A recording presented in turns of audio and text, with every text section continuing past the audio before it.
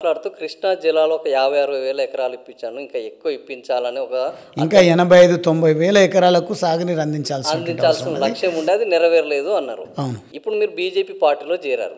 ఇప్పుడు బీజేపీ పార్టీలో ఎన్డీఏ కూటమి ప్రధాన అభ్యర్థిగా ఉన్న చంద్రబాబు నాయుడు కృష్ణా జలాలను నేను తరలించకపోతాను, బనకచెర్లను గోదావరి జలాలతో కడతాను, కృష్ణా ట్రిబ్యునల్ కూడా ఆల్రెడీ ఇప్పుడు ఆంధ్రప్రదేశ్కి వాళ్ళు అమరావతికి తీసుకుపోవడానికి సిద్ధమైపోయారు.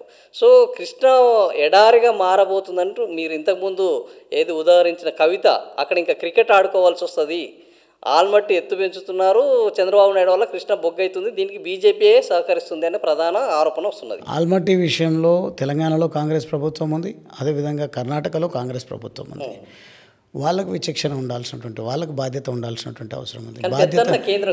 అదే అంటాం, బాధ్యతను విస్మరించిన రోజు ఖచ్చితంగా కేంద్రం తన వంతు పాత్ర పోషిస్తుంది. ఎట్టి పరిస్థితుల్లో దేశాన్ని యూనిట్గా చూస్తుంది, సమాజాన్ని సంఘటిత పరుస్తుంది, ఏకంగా చూస్తుంది తప్ప మీలాగా కులాల పేరిట మతాల పేరిట విభజించేటువంటి నైజం బీజేపీ ప్రభుత్వానికి కాదు, మరి ముఖ్యంగా నరేంద్ర మోడీ గారిది కాదు.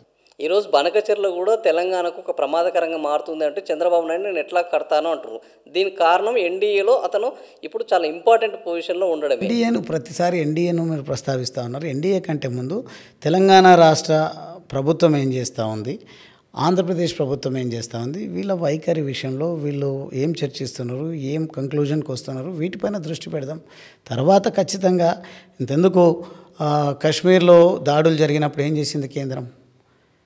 ఆపరేషన్ సింధూర్ పేరిట పహల్గాం దాడిలో స్థావరాలను మొత్తం అతలాకుతలం చేసింది, భూస్థాపితం చేసేసింది. అంటే కేంద్రం ఎప్పుడు పాత్ర పోషించాలి, ఎప్పుడు ఇంటర్వ్యూన్ కావాలనేది కేంద్రానికి తెలుసు.